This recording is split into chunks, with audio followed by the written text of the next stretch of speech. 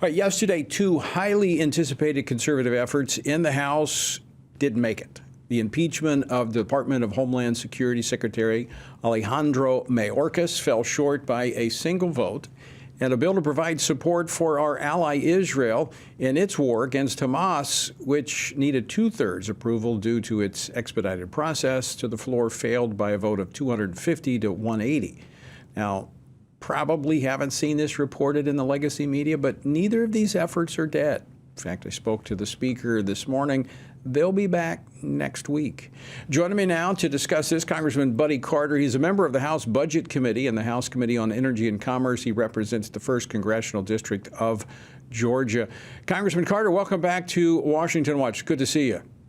Good to see you, Tony, always. We saw the Mayorkas impeachment and the funding for Israel voted down yesterday, and I don't think people realize how significant the razor-thin majority that the Republicans have in the House really is. Walk us through the process and the considerations for bringing these bills to the floor.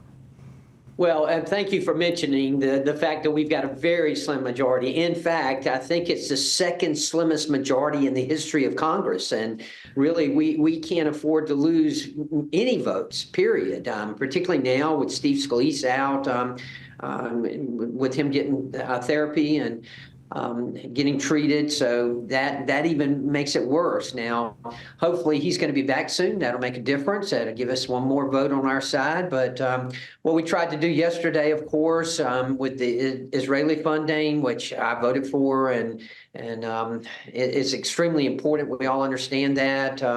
We tried to put it under suspension. We thought we could get the votes that way. Obviously, we were not successful, but at the same time, that doesn't mean it's dead, because now we've got another opportunity to bring it up under a rule. And if we can get that rule passed, then it'll only take a simple majority. And we think that we can get that done that way. Now, as far as the Mayorkas goes, of course, that was a partisan vote. We did lose 3 of our members and came up one short.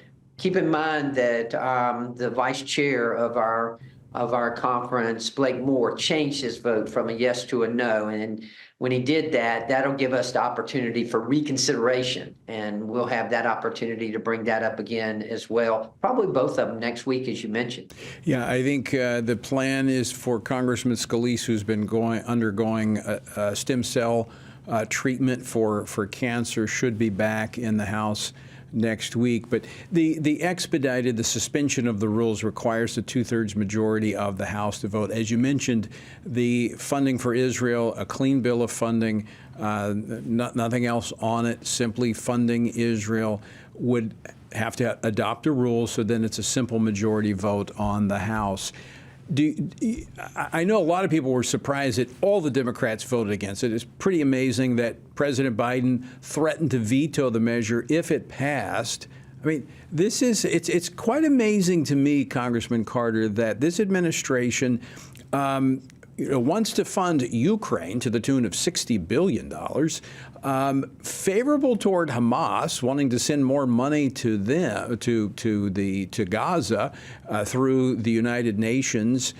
But yet when it comes to our most consistent ally, this is twice the president has said he would veto a funding measure? And great points. 2 things I want to point out. First of all, it is obvious. Remember the first bill that we sent over for Israeli funding? It had an offset, and I was really happy to see that offset. And this just shows you that the Democrats are more interested in the IRS than they are in helping our most valued ally in Israel. And that makes no sense whatsoever. As far as Ukraine is concerned, obviously we support Ukraine. We don't want Putin to be successful. But at the same time, I got to tell you, Tony, when I go home and I'm in the district, and I'm in the district quite often, one of the questions I'm asked more than anything else is, how can you justify sending money to another country to secure their border when our border is not secure? And I'll be quite honest with you, that's a difficult question to answer.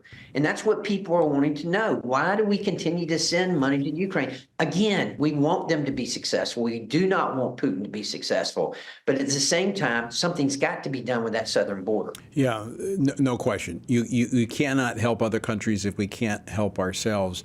But this the funding that's being proposed for Ukraine, I mean, since 2022, when Putin invaded Ukraine, if you add the 60 billion that's been proposed here, we have somewhere in the neighborhood about $112 billion that we've sent. Actually, I think that would take it to 130 in total that we've sent to Ukraine.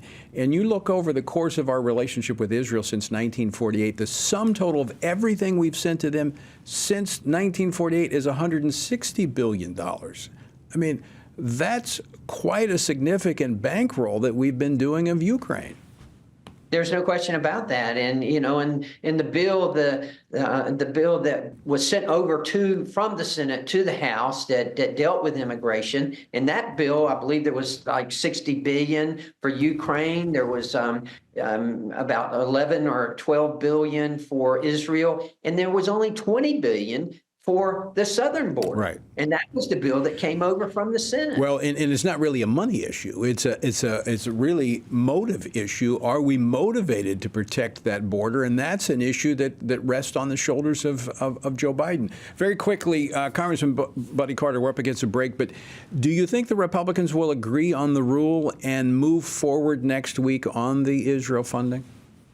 I hope they will. I hope that we will. It's difficult to say. I do know that there are a number of people in our conference who are concerned that there's not an offset for the money going to Israel.